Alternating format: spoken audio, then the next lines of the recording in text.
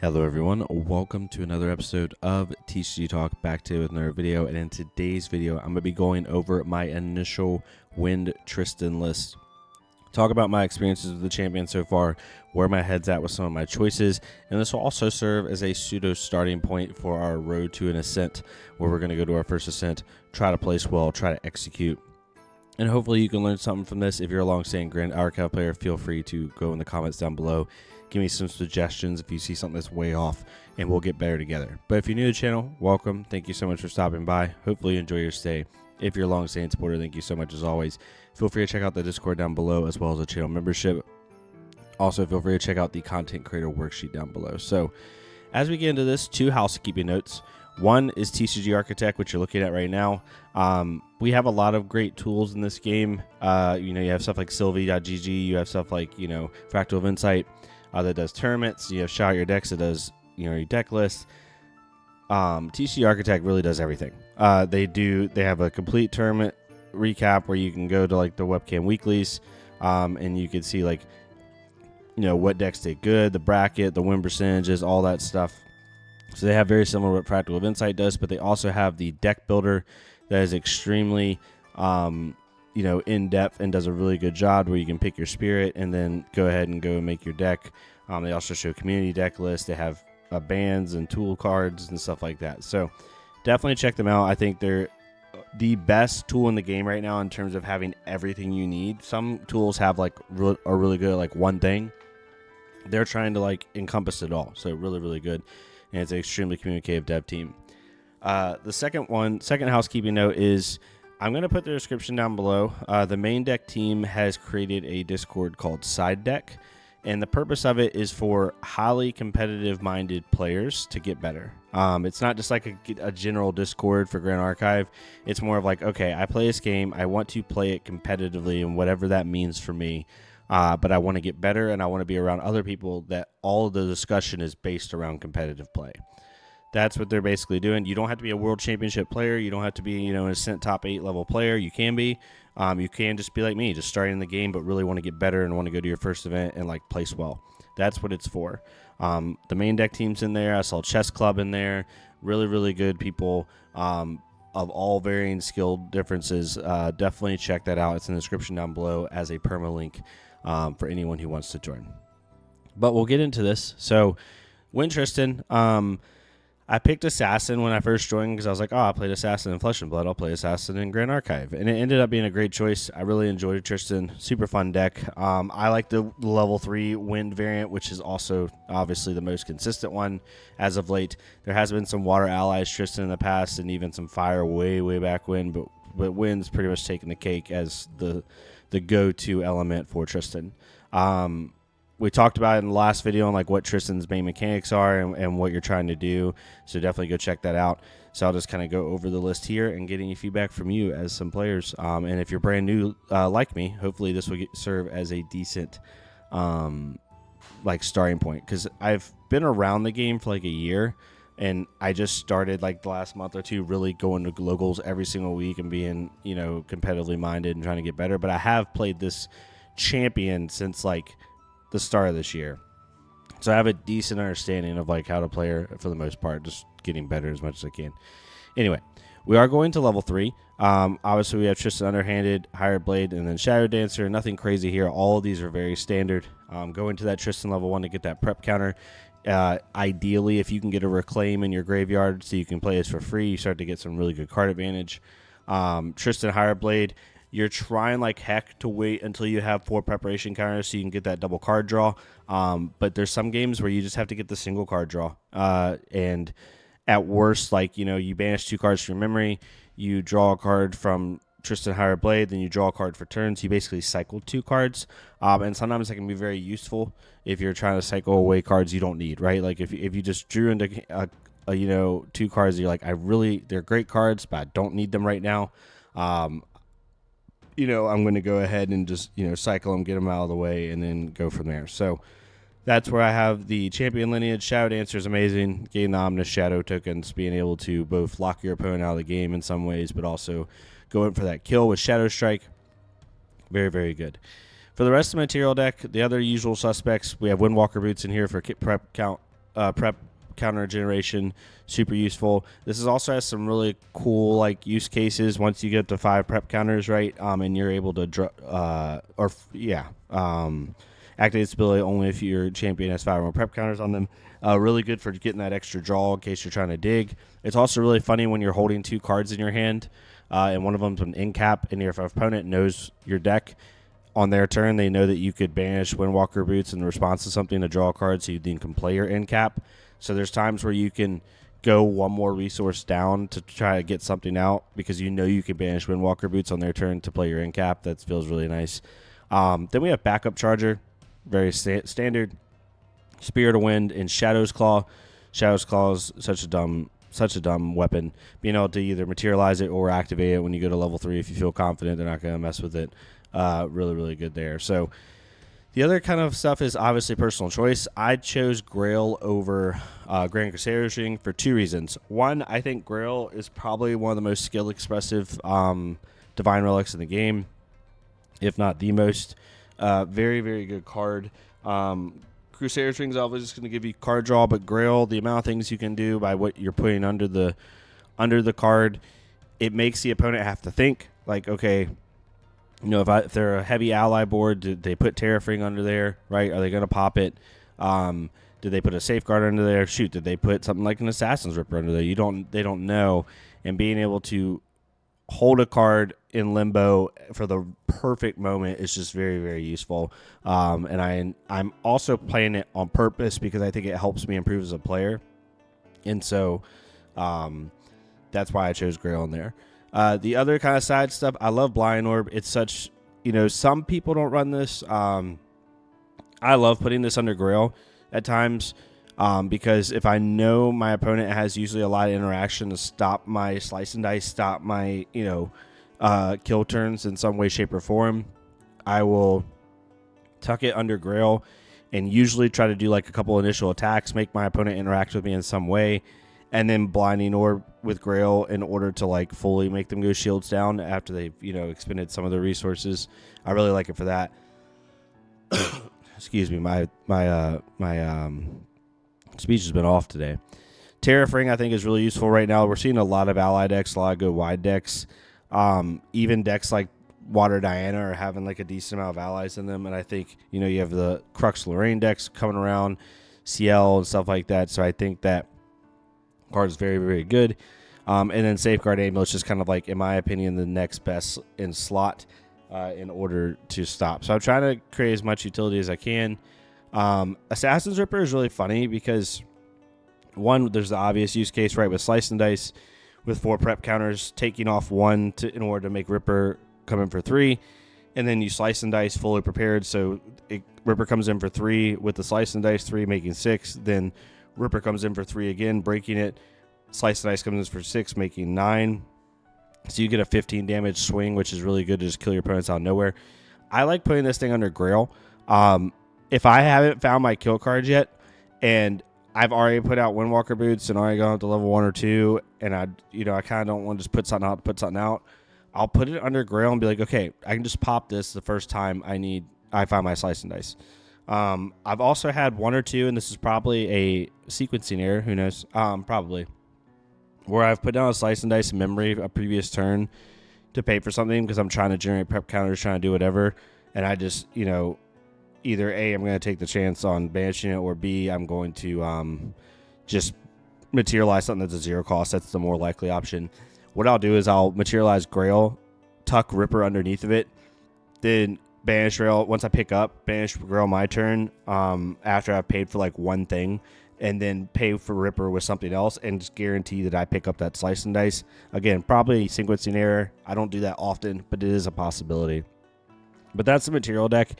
For sideboard material cards, I have 3 or 2. No, I have 2 now. I had 3. I took a Nullifying Lantern out. Censor, great card, just insanely good.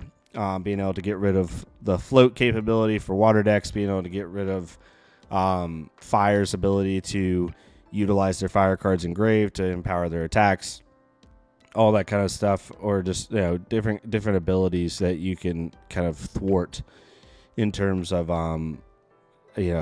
different decks that are trying to get a lot of value out of their graveyard and do graveyard recursion. Also really good against Luminal Guide, stuff like that. Shadow Reaver, I'm trying. Again, I really like this in the Crux Lorraine matchup. And I also like it in the mirror, being able to use different things. I don't know. I've just been trying to play with it more and get better with it. If anyone has like a really fun use case that they like it. But for me, it was like specifically the Crux Lorraine matchup. Try to hit like their pin dragons, and then also use it in the mirror. And then we have this rest of the side, which will go over here in a second. So the main board's pretty standard. Like all the norm cards are standard, and I won't go too crazy on those. I'm on 3 Dungeon Guide instead of 4. I'm testing 3 to see how that feels, testing 4 to see how that feels, see what I like best. I don't really want to see 2 of these in my hand at the same time most of the time, so that's why I went to 3. My whole philosophy when it comes to amount of cards per card, if it's a 4 of, it means I'm okay seeing it at any point in the game, early, mid, late, doesn't matter, and I'm okay seeing multiple of it in a hand. So if I have 4 in my deck, that's what you're seeing. If I have 3 in my deck, I am okay seeing it at any point in the game, early, mid, or late, but I'm not okay seeing 2 of it in the same hand. That's the best way to look at it.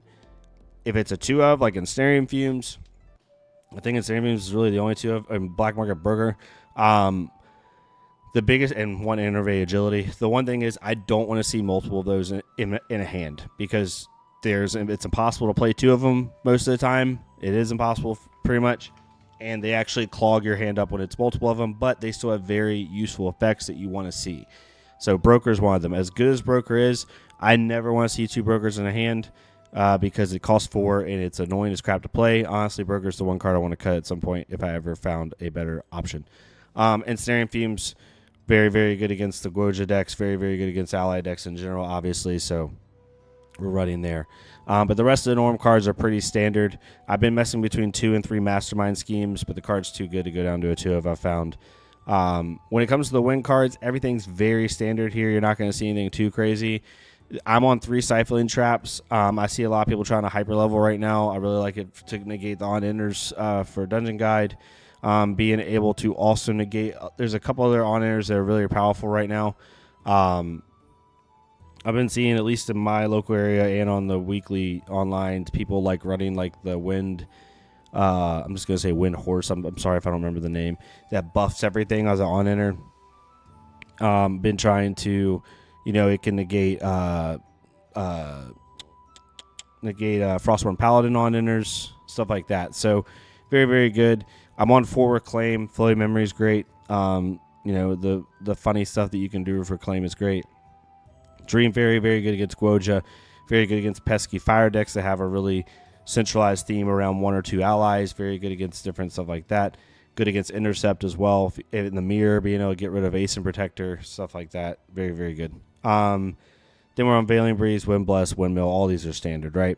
The one kind of 2 spicy things that I'm trying, because I like to try new cards, even if I know likely they might not be the most efficient thing in the world, I'm going to try them, because I hate when people say, "Oh, that card's bad," or "Oh, that card's probably not good enough," but they've never tried it. Yes, some cards you can just tell by sheer value, but if it's on the borderline, play it. It might fit to your. There might be a card that's like. The way I look at it is there might be a card like on the scale of usefulness, 1 being least useful, 10 being most. It might be a card that's like a 6.5, 7, but because of your play style, it's like a 9 or a 10. Case in point being, we have another local Tristan player, another Dylan. Love him to death. He's the one who helped me, really get into the game. He plays Tristan as well. He's been playing only Tristan for a while. He's done really good at locals, done really good at regionals. I think he barely bowled out the last top 16 he's going this week. Hopefully he does really well. He plays Sharpened Blade in his Tristan list. And Sharpened Blade, for the most part, people have gotten off of because it's slow. It's a slow action. It's a little bit more ability to be interacted with. But he plays a very proactive Tristan. He's not so much about trying to have answers for you for everything, like Ensnaring Fume, Stifling, although he does run those just in lesser amounts. He's trying to kill you. So he uses Sharpening Blade because he wants to have more of an offensive, proactive game plan. So it all depends on how you look at it. So I say all that to say I'm trying Dreamy Unicorn. I'm a very slow-minded player, which is so funny because I'm not a control player in any other card game. But in this game, I try to have a little bit some control elements in my deck. I really like Dreaming Unicorn. It's a 1/2 interceptor that on death makes you a preparation counter. So it slows down what your opponent's trying to do, helps prevent damage from your champion, and also can give you a prep counter. So I'm trying these 3 out, and then I'm also doing the Innervate Agility. Very good to be able to get around certain stuff and do some really cool tricks with that card.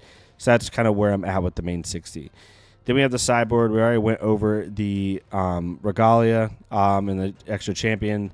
I'm running 3 Resolute Stands. Very good right now. We have a lot of aggressive decks, a lot of ally decks. Really good to just prevent 3 instances of damage every time. Safeguard Amulet multiple times in a turn is good. Scatter Essence. We're seeing some Fire Dalchand pop up. We're also seeing some Water Dalchand, some Arasana. I just always like to have some Fractal hate in my side because I think it's still relevant enough. And I think Fractals will become more and more popular as time goes on this meta. That's just my opinion. 2 Crystallized Destiny. This card is so annoying in the mirror for them. The next time damage will be dealt to your champion this turn, prevent that damage when 7 or more damage is prevented this way. Cards your opponent's activate this turn. It's really good in the mirror. I have it in the mirror. I also can have it in any against Diana decks. It's very, very good. Because they just do any deck that's doing one giant, smack of damage is very good in that. So I have that. And then I have Innervate Agility. I had 14 points. Wasn't sure exactly what to put in. I've seen some people running 2 of these, one the main, one the side. So that's what I did. But this is where I'm at. The decks felt really good so far. I've been doing decently well in locals with it. I played in the Yeti webcam last night. I sadly went 0-2, and then I dropped. I had to drop because my wedding is next week, and I had to prep for it, so I couldn't play the last 2 rounds, even though I wanted to, regardless if I lost or not. The first round, I lost 2-1 to a Wind Unique Allies CL list. It was really interesting. Barely lost that matchup. Super great games. And then round 2, I lost my matchup that I should almost always win, which is Wind Serio. In 2 games, I saw over 40 cards. I did not see a single Dream Fairy. I did not see a single Ensnaring Fumes. I did not see a single Sadie. I did not see a single Incap in 2 games. I promise you. It was the most unfortunate level of draws. I think game 2, my opening hand was Shadow Strike, Slice and Dice. I think it was Ace and Protector, Black Market Broker, and 2 Veiling Breezes. So I'm sitting there okay, I play Broker, whatever. But I just didn't see the cards I needed to see to interact with their game plan properly, and they ended up taking it. So as good as that matchup feels, if you don't draw the right cards, sometimes you can just lose, which is totally fine. But my locals this week, I went 2-1, ended up beating a Water Gimbu deck. I ended up beating a Wind Vanitas deck, and then I lost the mirror to Dylan, which was really close. But yeah, doing really good. Love this deck so far. I'm going to keep playing it. I'm also going to be trying Luxem Xander, getting better with that deck, and then also preparing for Crux Assassin and Phantom Monarch in December. Super excited about that. But yeah, if you're new to the channel or you're new to Grand Archive, hopefully it serves as a great starting point for you. If you are a long-standing Grand Archive player and you've played a lot of Tristan, please feel free to correct me down below. I'm totally okay. I usually have a reasoning for what I run, and I try not to be ignorant on these things. But if you know cool interactions on certain cards I pointed out that I just didn't say, that's super obvious on why you run that card, please let me know. I'd love to hear it. And then again, also check out the side deck Discord and check out TCG Architect. Amazing tools all around and communities that do a great job. But yeah, thank you all so much. Hopefully you enjoyed this. And if you like it, then leave a like, comment, subscribe. If not, it's completely fine. Go to the content creator worksheet down below. Leave a like, comment, subscribe on other stuff, people. Let's get more people seeing this game. And I'll see y'all next time on TCG Talk. Thank you all so much.